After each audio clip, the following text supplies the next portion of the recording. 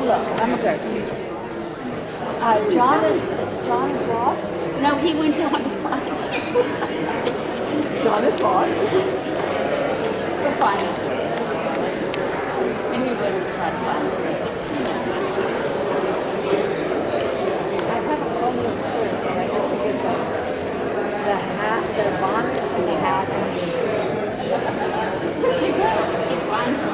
I went to find her to tell her, but anyway. I've stopped at the Whiskey Rebellion for years. Good. That's good. Thank you. That was 1798. This was 1860. Whatever. All right. Did you see Skip? No. Oh, there's Ann. First row. Oh, First row. she's not dressed.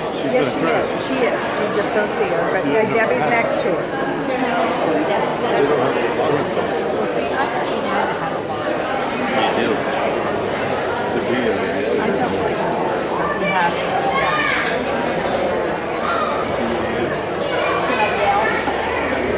No. And then Debbie's right next to her. Yeah. I was It's a first of everything. It's not as big as I thought. Looks like it has amazing organs in there. Yeah, it's quite a pipe.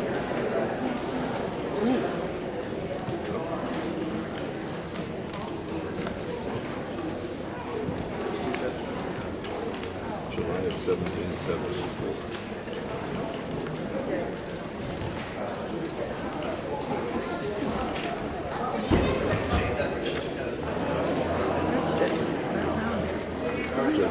Yeah, it looks like it. But it's not. I don't think it is.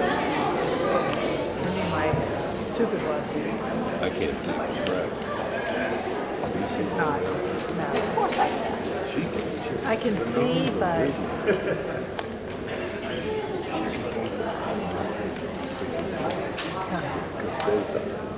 I couldn't see it. but it's like I know it's an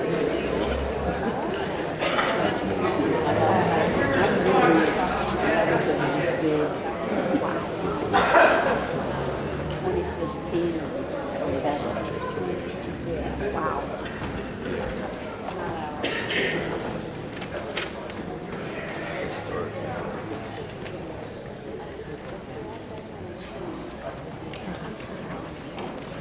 Yeah, it's beautiful.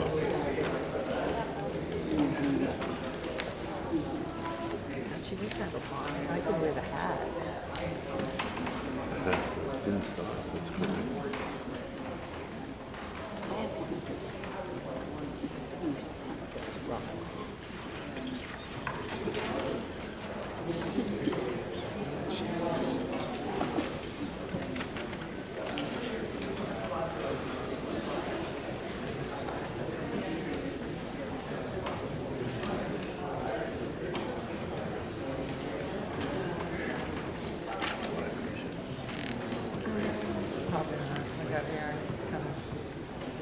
Today is, well, Wednesday's Davis. Yes. I think we're back. Yeah. That looks like it's going to be really nice. Something I don't know. You do.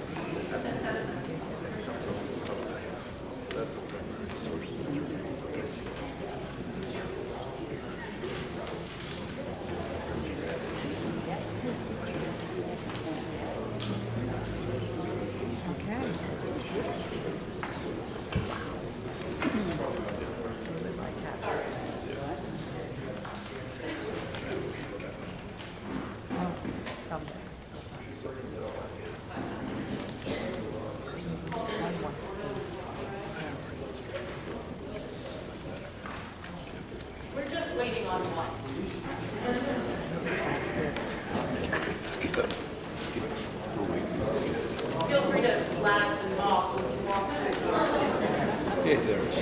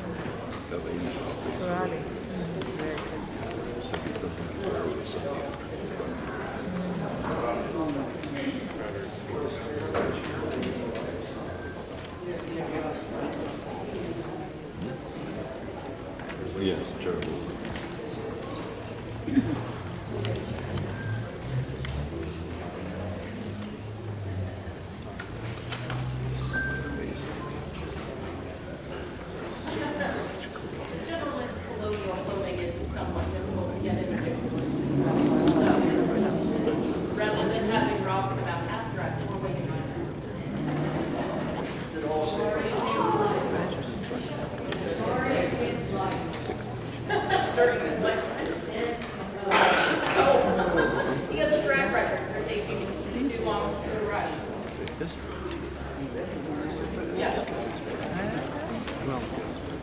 They could, yeah. Out here somewhere.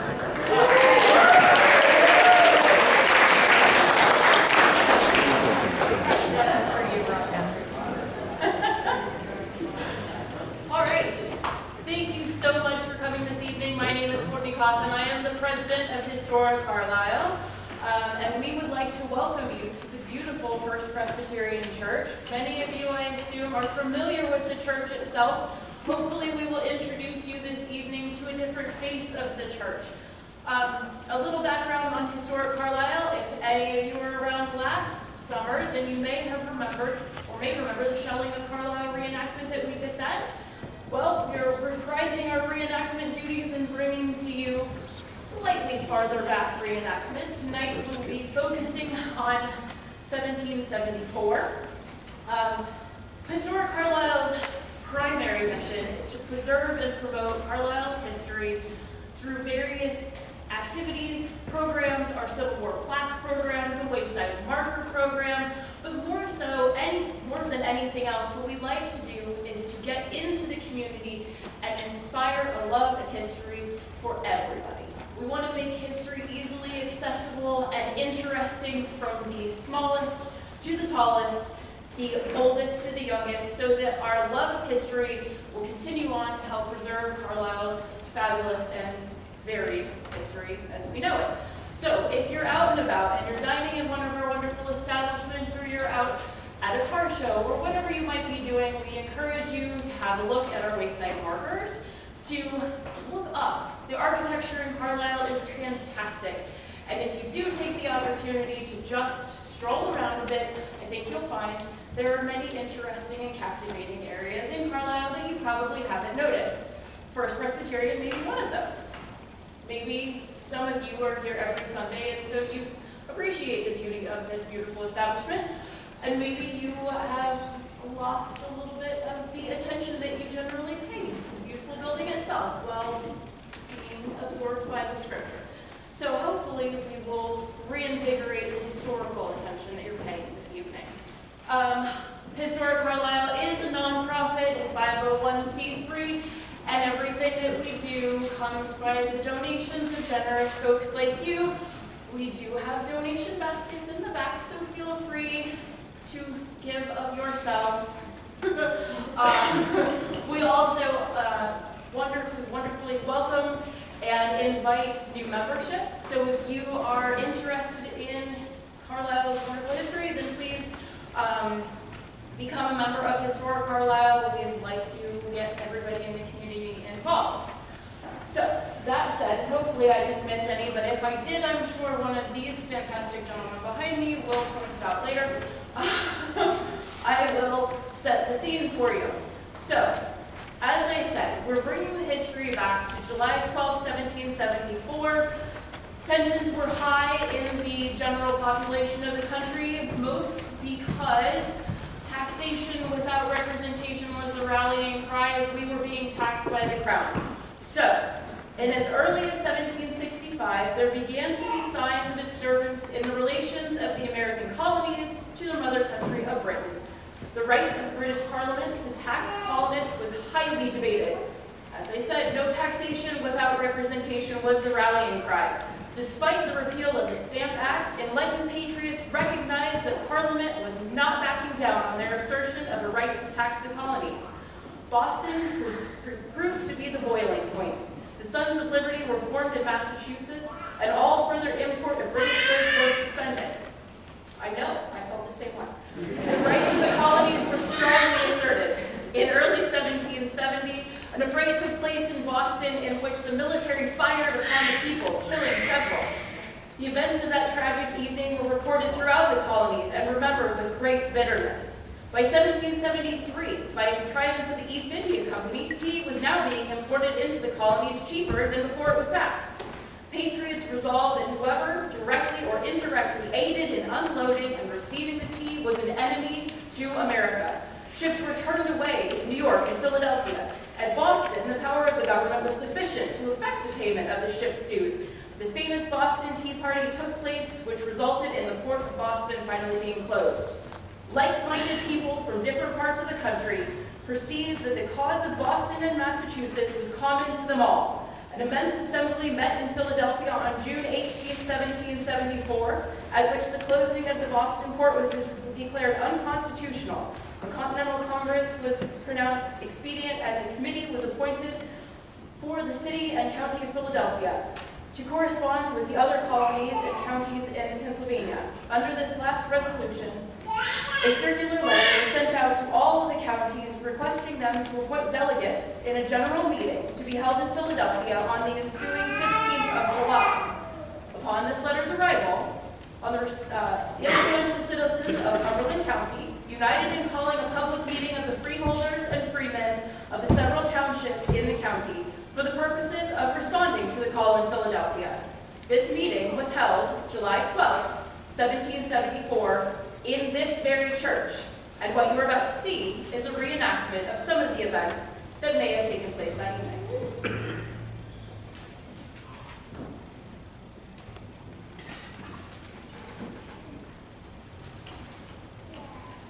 Gentlemen, we have news here which calls for our immediate action. On this past May 19th, a gentleman from Boston by the name of Paul Revere rode to Philadelphia. Those of you who have frequented the port of Boston may know Mr. Revere as a silversmith, an engraver, and a horseman extraordinaire.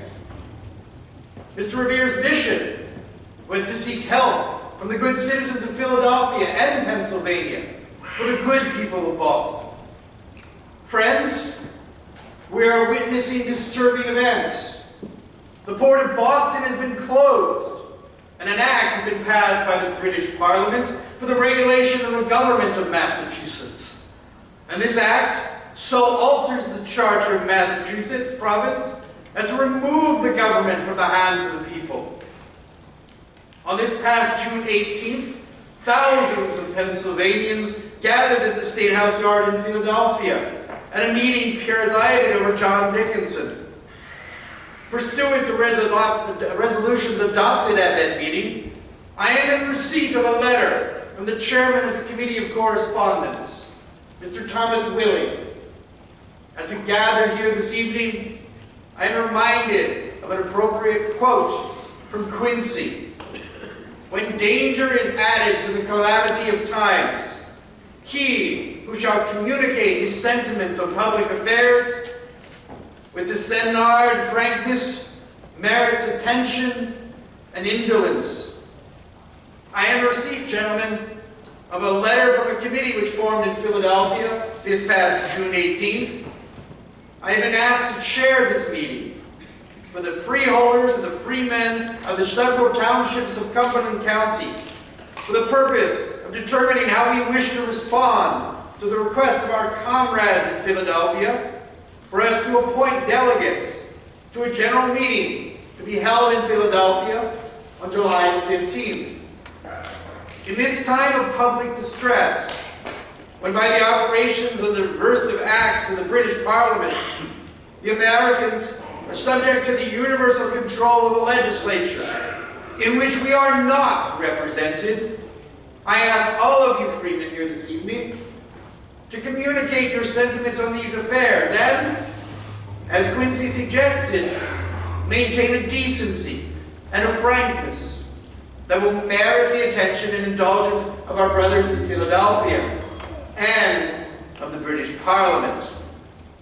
As for the first order of business, I recognize the Honorable John Armstrong.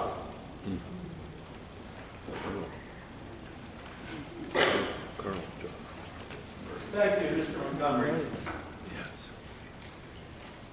Many of you know me as the surveyor who laid out this town of Carlisle at the request of the Lord Proprietors. I stand before you proud of my Irish roots, coming to this land from County Fermanagh in the north of Ireland. But gentlemen, I'm also very proud of my service that I rendered for the British Crown and His Majesty King George. As a colonel, I commanded the Western Division of our Pennsylvania troops. But like Mr. Montgomery, I have grave concerns with the actions taken recently by Parliament against our brethren in the north, in the town of Boston. I put before you a resolution for your consideration. Be it resolved that the late Act of Parliament of Great Britain, by which the port of Boston is shut up, is oppressive to that town and subservient to the rights and liberties of the colony of Massachusetts Bay. That the principle on which that act is founded is not more subservient of the rights and liberties of that colony than it is of all other British colonies in North America. And therefore, the inhabitants of Boston are suffering in common cause for all the colonies in North America. Hear, hear. Who's wishing to speak? Hear, hear. Dr. William Irvine. Thank you, Mr. Montgomery. Like the Honorable John Armstrong, I too came to this lovely valley after having been born and bred in Ireland and educated at Trinity College in Dublin. I'm proud of the many friendships I've acquired in this community these last 10 years as your humble physician.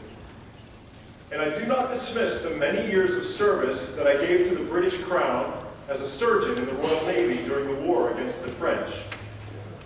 Although it is seldom that I would trouble the public with my sentiments regarding parliamentary affairs, I feel compelled to join with my fellow freeholders in reacting to what I suggest are illegal acts of the British Parliament. On this issue, I encourage all of you here this evening to adopt the following. Be it resolved that every vigorous and prudent measure ought speedily and unanimously be adopted by these colonies for obtaining the redress of the grievances under which the inhabitants of Boston are now laboring, and security from grievance of the same or of a still more severe nature, under which they and the other inhabitants of the colonies may, by a further operation of the same parliamentary principles, thereafter labor. Thank you. Thank you, Dr. Irvine. Those wishing to speak at this time? Sir. Mr. Robert Callender.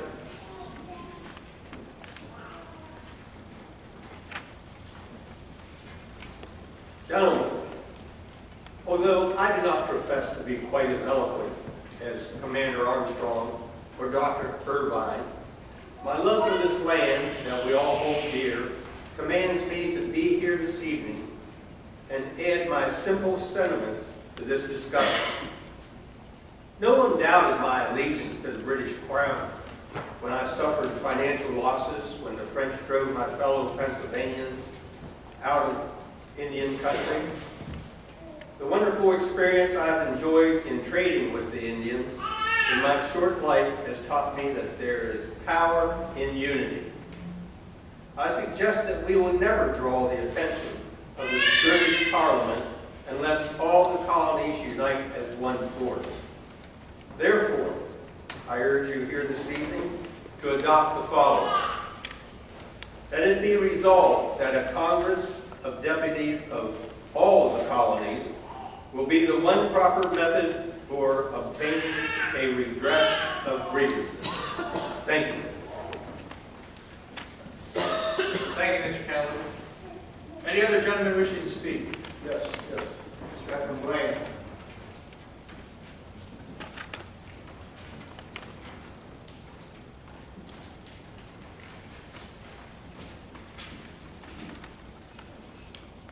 Well, first,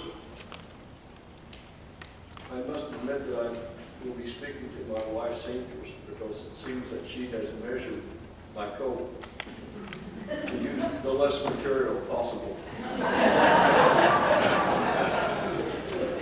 Second, I would like to thank my previous mentor, nice person, last name Summers. I think his first name was Richard.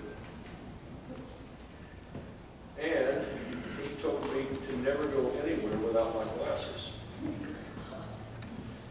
And so indulge me, please. Aha.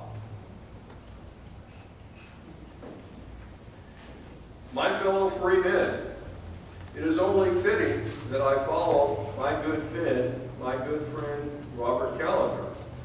For like Robert, I too have fond memories of a previous career as an Indian trader. Those were very engaging and endearing days indeed. And I also agree and am happy to be with Major Armstrong and Dr. Irvine. And I too feel as they the fond memories with old Ireland. For I was raised in County Donegal. I was the eldest of 9 children. And I understand unity, and I understand strength of unity. I can recall my mother. She was easily moved when 6 or more of my siblings would request that she do something.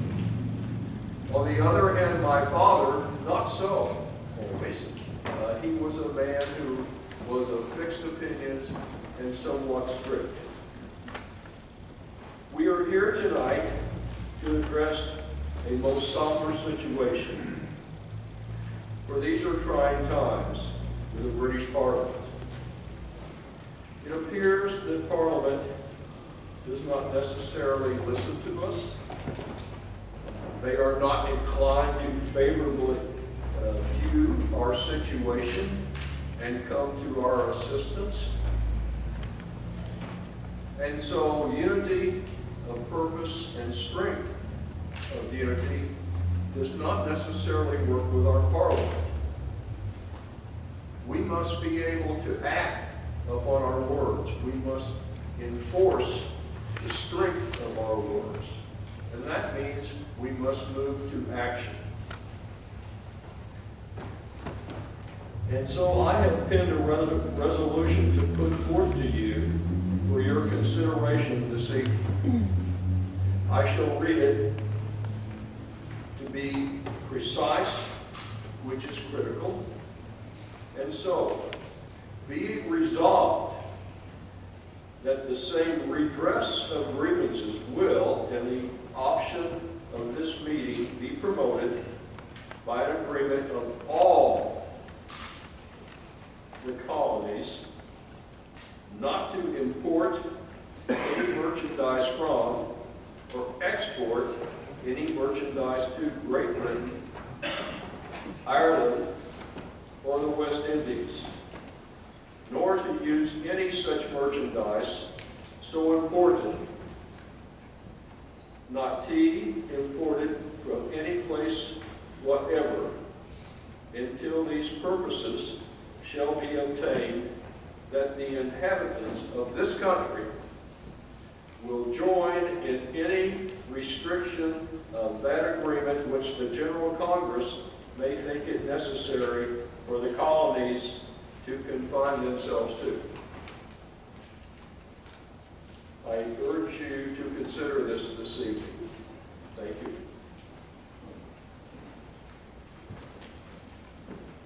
Thank you, Ms. Blake. Others wishing and desiring to speak this evening. Parson Daniel Batwell, the floor is yours.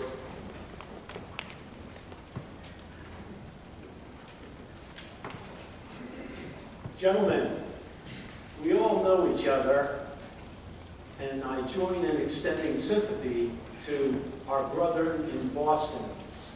However, I sense a rebellious spirit among some of the speakers here tonight.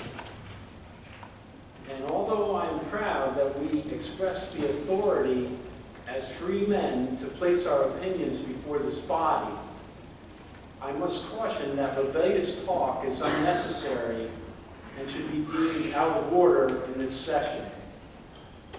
Just this Saturday last, our fellow brethren from the county of Lancaster met, just as we are meeting here this evening.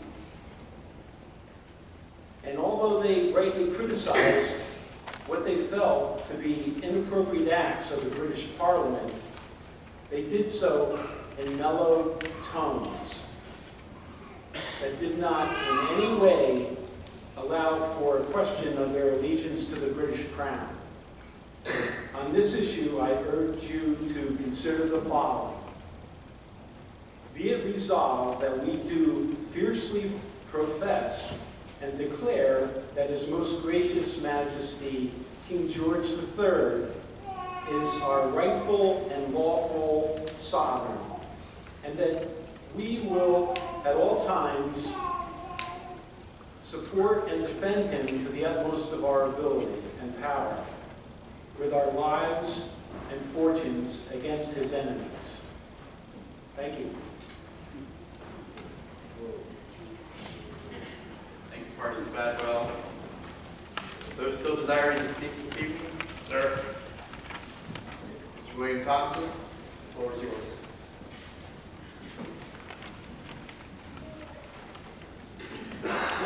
Gentlemen, like many of the well-respected freemen who have spoken before me this evening, the strong zest for liberty which is instilled in me in this time of my birth in Ireland dictates that I should offer you my feelings on the circumstances presented before us.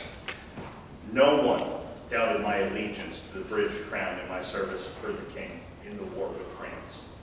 On a small farm that I call Soldier's Retreat, I have lived among all of you, and I am proud to call many of you here this evening friends. I concur with the recent action of our brethren in Bucks County, where they have suggested that it is the duty of every American,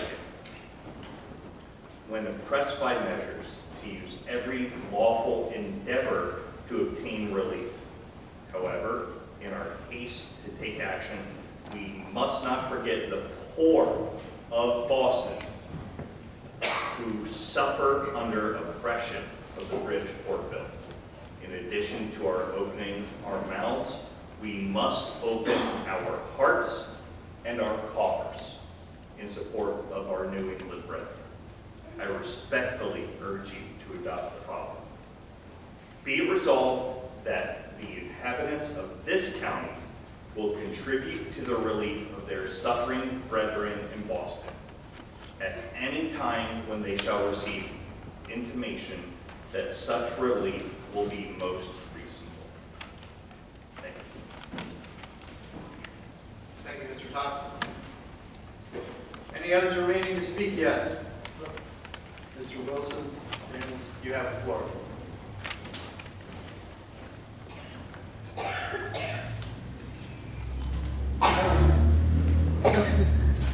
I arrived in this fine community just 3 years ago, and only 32 years after being born of proud parents in far-off Scotland.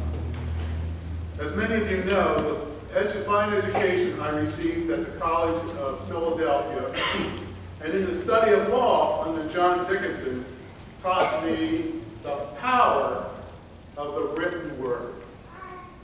We must be prepared to communicate our ideas with similarly situated brethren throughout the colonies in order that all free men of America shall realize that we act together in contesting the illegal acts of the British Parliament. I concur with many of the fine and eloquent speakers here this evening who urge unity, and I particularly thank Mr. Thompson on suggesting that we must offer coin to our fellow Americans who suffer under the Boston Port Bill and do not enjoy many of the advantages we appreciate here in Carlisle. However, I am convinced that it is the written word that will cement a unity between the colonies, that will ensure satisfactory sums are available for our suffering brethren in Boston, and that will boom across the Atlantic. Our message that we consider the acts of the British Parliament an absolute infringement of the natural rights of its subjects and of an equal tendency to enslave America. Along these lines, I offer the following resolution. Be it resolved that a community be immediately appointed from this county to correspond with the committee of this province or the other provinces among the great objects of the public attention, and to cooperate in every proper measure conducting to the general welfare of British America. Thank you, Mr. Wilson. Gentlemen, based upon 6 resolutions which have been embodied here this evening, I humbly suggest that a Congress of Deputies consisting of men of the first character, of fortune, integrity, and abilities, having full power delegated to them by the good act of all, will be the most probable and proper means of obtaining redress of our grievances, and of reestablishing on a constitutional foundation our rights and our liberties, and of restoring that competence and harmony so much wished for. In recognition that we all cheerfully cooperate in any general planned union that may be thought most conducive of the public good, I offer the following 7th resolution. Be it resolved that the committee consists of the following persons: James Wilson, John Armstrong, William Irvine, Robert Callender, William Thompson, John Calhoun, Jonathan Hodge, Robert McGaugh, Ephraim Blaine, John Allison, Robert Miller, and your humble servants, or any 5 of them. And I further put forth an 8th resolution. Be it resolved that James Wilson, Robert McGaugh, and William Irvine be the deputies appointed to meet the deputies from the other counties of this province at Philadelphia on Friday next, in order to concert measures preparatory to the General Congress. Are there any points or motions on the floor? Sir, I would like to make a motion that all 7 of the resolutions be accepted, except for the Parsons. That motion is in order with 7 resolutions, 1 abstaining due to loyalist tendencies. My great free persons of Carlisle, all those in favor, say aye. Aye. All those opposed, say nay. Clearly, this motion passes. The meeting is adjourned. The meeting is adjourned. You fools, you don't know who you're dealing with. You'll crush you. Don't come back to me later and tell me that I was right. Fools.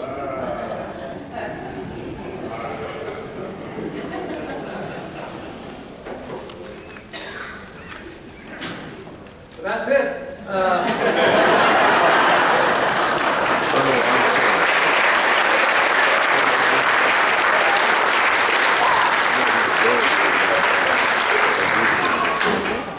I'm John Leiter, and I sit on the board with Historic Carlisle, HCI. And on behalf of our board, I want to thank each and every one of you for coming out tonight for our presentation. Courtney told you a little bit about our organization. I'm certainly not going to repeat it. I would just say that we're very proud. We've placed, I believe, 32 historic markers about town, talking about a significant building like Old West at Dickinson, designed by Benjamin Latrobe, who also designed our nation's capital, or maybe Ben Franklin meeting with the Native Americans in 1753 to keep things in a peaceful nature, or the shelling. At any rate, we have pamphlets in the back of the room, and I would encourage you folks to pick one up, take a walk at your leisure around. There's a map of the different markers. You'll probably be surprised at some of the events that have taken place in our town. Also, I would like to acknowledge and thank the Washingtonburg chapter of the Sons of the American Revolution, who are here present tonight. You'll hear from them a little later. You know, it bears repeating. This event that you just witnessed actually took place within these very walls 250 years ago, July 12th, 1774. And it's only appropriate that it happened in this church. This church was so important and so instrumental in the early history of Carlisle, our county, as well as our nation. It was primarily made up early on of Scots-Irish that emigrated over here to Pennsylvania from the northern part of Ireland.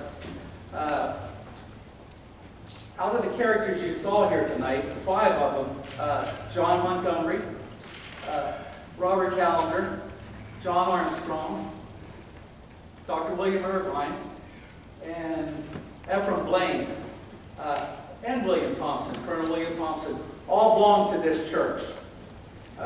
They were superstars. I've written a brief bio just to let you know the significance of the people that you heard from tonight. Ephraim Blaine. Ephraim Blaine was an Indian trader. He owned mills out by the cave on the Connequinnet. At one time he was sheriff of the county. Probably best known, he was the commissary general for the middle district of the Continental Army. He supplied food for our troops. Was a personal friend of Washington, and actually entertained Washington when he came here to quell the Whiskey Rebellion in 1794. His lovely brick Georgian house was just 2 doors above the church. John Montgomery. John Montgomery was an Indian fighter. He was a representative in Congress in 1783 and an early trustee at Dickinson. John Armstrong. John Armstrong laid out the town of Carlisle with his wife Rebecca's uncle, William Lyon, at the request of William Penn's sons, Thomas, Richard, and John, the Lord Proprietors. He was a hero during the French and Indian War. He led a contingent of troops to eradicate the Indian village of Katanning out near Pittsburgh. When General Braddock was annihilated early on in the French and Indian War in 1754, there was no British presence in the western part of the colony. The Indians went on a rampage, attacking settlements and farmsteads. When he took out Katanning, that put an end to the Indians' reign of terror. They actually minted a medal in his honor. He also fought in the Revolution, eventually gained the rank of general, and he is also an early trustee of Dickinson. Incidentally, his house is on the northeast corner of Bedford and East High. He's buried in the old graveyard. Dr. William Irvine, another Irishman, studied medicine at Trinity College in Dublin. After he graduated, he joined the Royal Navy, saw action during the French and Indian War. Eventually, he emigrated to Pennsylvania. He fought in our American Revolution, took place with Montgomery invading Canada during the war, reached the rank of Brigadier General. He lived across the street from John Armstrong, also buried in the old graveyard. Robert Callender, Indian trader, prosperous person in Carlisle. He owned mills to the east of town, out where the Lee Tort flows into the Connequen. I guess he left. The bad guy, the loyalist, Reverend David Babwell, in the back. Reverend Babwell came to America from London in 1774. He was a circuit minister serving Huntington, Carlisle, and York.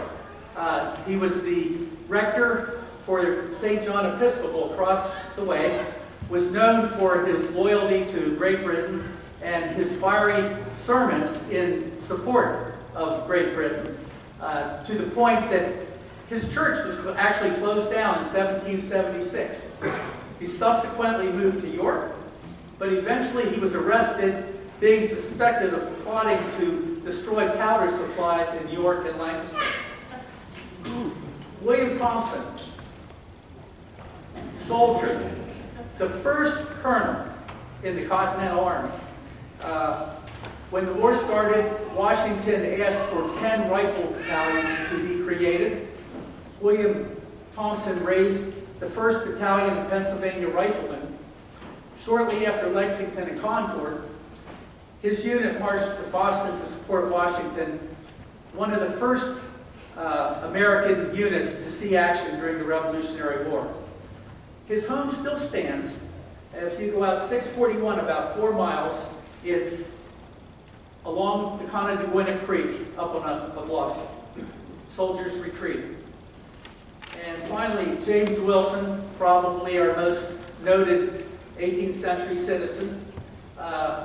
As Mr. Wilson told you, he came from Scotland. He studied law under the tutelage of John Dickinson, was the first law professor at the College of Philadelphia, now University of Pennsylvania. He obviously was a member of the Continental Congress, signer of the Declaration of Independence.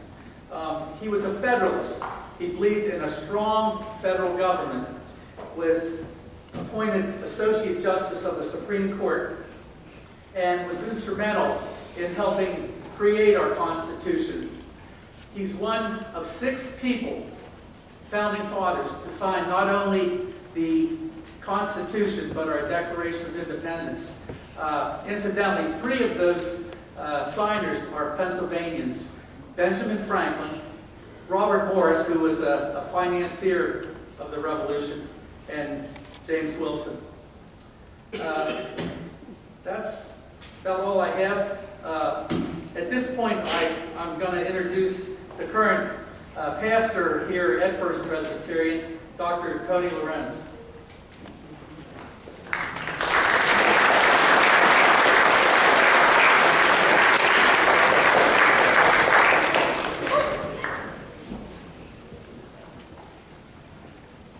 Thanks for that promotion. I've usually just been reverend. We are incredibly glad to have Historic Carlisle here tonight and all of you to celebrate this wonderful event in the history, not just of our congregation, but in the history of our town and community. So thank you for coming out. A lot has changed in the last 250 years. When this meeting happened, originally, 250 years ago, the action would have taken place sort of over there, because the pulpit was high on that north wall. The pews were where you are sitting now, but they were turned in that other direction. And so a lot has changed. But even though these walls are the same, we are still an active congregation, and so glad to be serving our community in so many different ways. Much has changed, but much has also stayed the same. Though we are not a museum, we are a living, breathing congregation.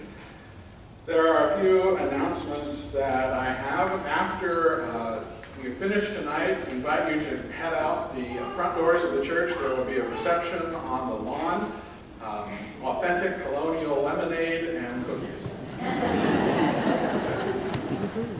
There are a number of upcoming events. They are listed in your program. Please take note of those, especially next Friday, July 12th. Local historian, owner of Whistle Stop Bookshop, Jeff Wood, will be here to give a presentation, a public presentation on the significance of this event.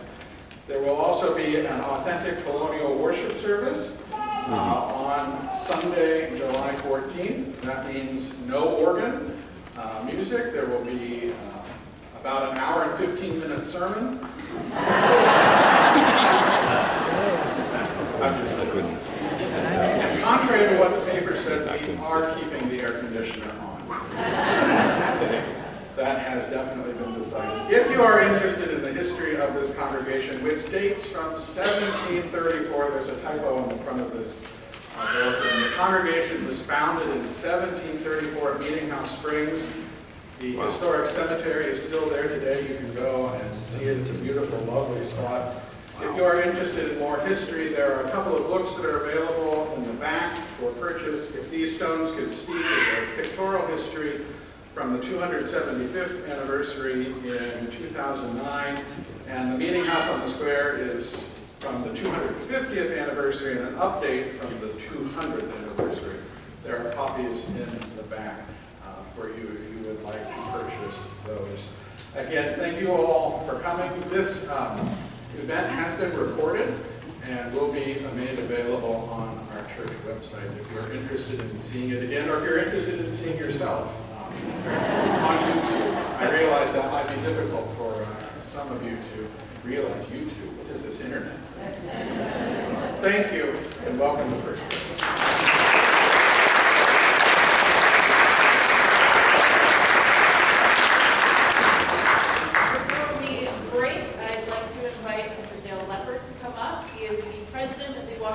Chapter of the Sons of the American Revolution, and he has a couple of things he would like to get and present.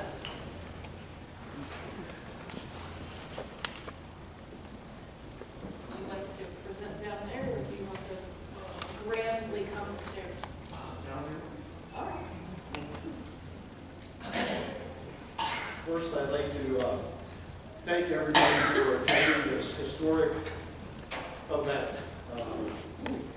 It truly is remarkable that our community had such a tremendous impact in the early days of our nation and its foundation.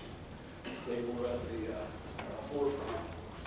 And I'd like to thank Historic Carlisle for organizing this wonderful recreation to bring a little bit of history to us.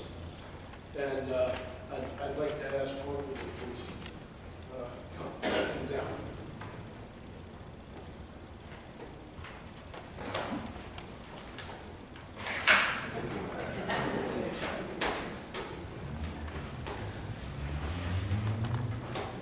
First, I have a certificate of appreciation for Historic Carlisle and a token of esteem and appreciation from the Sons of the American Revolution, and in particular the local Washingtonburg chapter, for their efforts on commemorating this truly historic event. And I know they put a lot of work into this, and I thank you very much.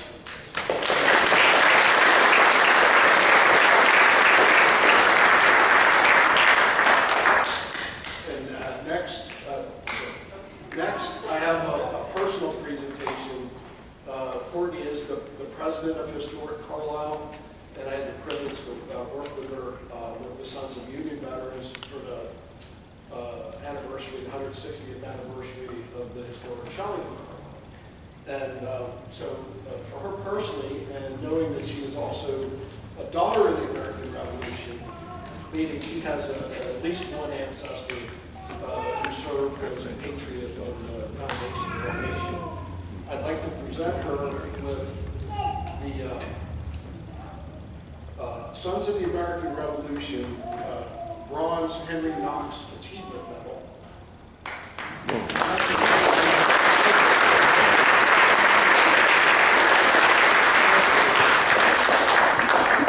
And next, I'd like like to ask Pastor Lorenz to come forward again.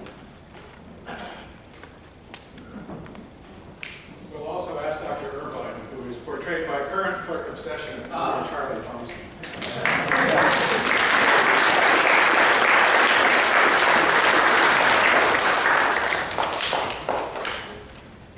I'd like to thank you, Pastor, and the congregation, Charlie, for hosting this. It's so fitting that this church took the lead at the beginning of our nation's history, and they're doing it again to help commemorate our 250th anniversary cycle as we all look back and reflect on the privileges and the honor of being an American citizen today. It really is not possible without these founding fathers, including from our own community here. So I have a little certificate of appreciation for First Presbyterian Church here, and I'm going to hand this to Charlie. And I also have another token. We have little coins that we give out, and we have a special one that commemorates 250th anniversary events from the Sons of the American Revolution. And I would like to give this personally to the pastor for his efforts and leadership in bringing this all about. So, big thank you.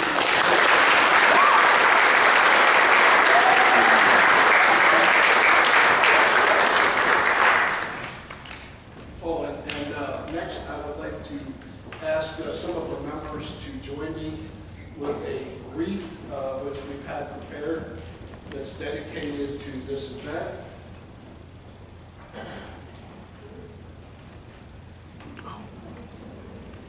And this is in honor of the patriots and our fellow townspeople that gathered here together 250 years ago on July the 12th to have this historic declaration and resolves that they came up with. So again, thank you to the church and the community that gave us.